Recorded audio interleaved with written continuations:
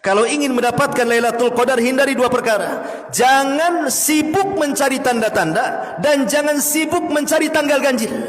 Anda tidak akan dapat. Tapi sibukkan, hidupkan 10 malam terakhir Ramadan, pasti kita dapat. Ulama sudah memerinci tentang masalah tanda-tanda kalau malam itu Lailatul Qadar, baik sebelum, baik sedang atau sesudah.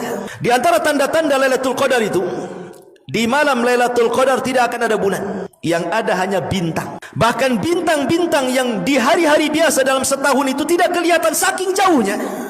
Maka dia akan mendekat ke bumi sehingga ada ziyadatun nur, ada tambahan cahaya, dan itu diketahui bagi orang-orang yang di tengah lautan atau di tengah gurun pasir. Ini satu. Yang kedua, di malam itu tidak ada meteor satupun yang jatuh ke bumi. Karena fungsi meteor itu apa? Syuhuban lisyayatin, untuk melempar setan. Setannya saja tidak bergerak, macam mana ada meteor? Malam itu tidak akan Anda dapati meteor satupun yang jatuh satu dunia ini.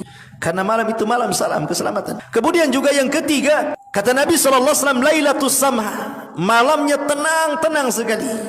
Ya, tidak terlalu panas, tidak terlalu dingin, bagi yang sehat.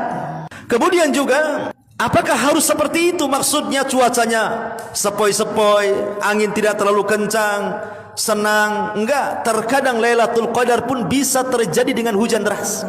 Itu pun tanda Lailatul Qadar. Kenapa? Karena Rasul pernah malamnya Lailatul Qadar, kemudian besoknya Rasul sujud, rupanya Rasul merasakan di dahinya at-tinu wal mah.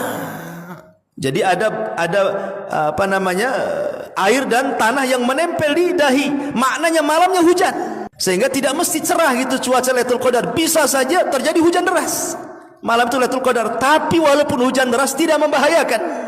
Tidak ada angin kencang, ya hujan-hujan gitu saja. Karena hujan itu salah satu tanda turunnya rahmat, turunnya para malaikat itu saat hujan. Makanya doa sewaktu hujan itu mustajab. Dan itu juga sebagai tanda-tanda Lailatul Qadar. Tetapi tanda-tanda yang paling jelas Lailatul Qadar itu justru setelah Lailatul Qadar lewat dari kita. Kapan itu? Di pagi hari.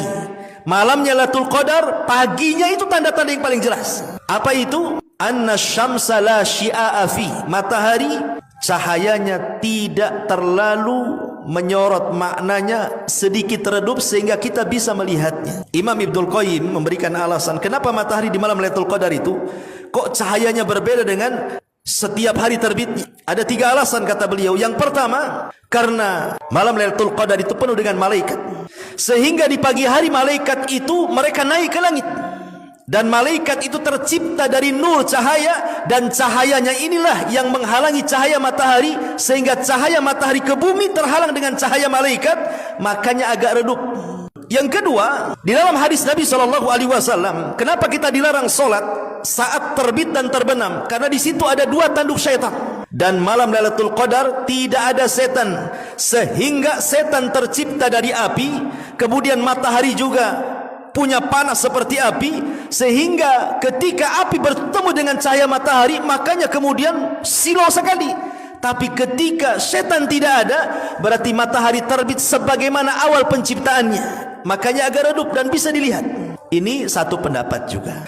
Tapi juga ada yang mengatakan tidak. Kenapa matahari dibuat redup seperti itu? Ya karena Allah ingin menguji orang-orang yang mujtahid saat mencari Lailatul Qadar. Sengaja Allah buat tanda-tanda yang jelas itu setelah lewatnya, bukan di awalnya gitu loh. Kalau di awalnya, oh senanglah semua orang tahu Lailatul Qadar kan. Ketika tanda itu di akhirnya, maka orang akan menyesal, kenapa semalam saya tidak qiyamul lail, kenapa saya tidak baca Quran, kenapa saya tidak berdoa, dan begitu seterusnya. Makanya dibuat tanda-tanda yang paling jelas itu di pagi harinya. Maka hidupkanlah malam Lailatul Qadar itu dengan menghidupkan 10 malam terakhir Ramadan. Tidak mesti 1 malam suntuk, minimalnya ya 2/3 malam atau 1/3 malam. Jangan sampai 1 malam itu terlewatkan tanpa ibadah, gitu maksudnya.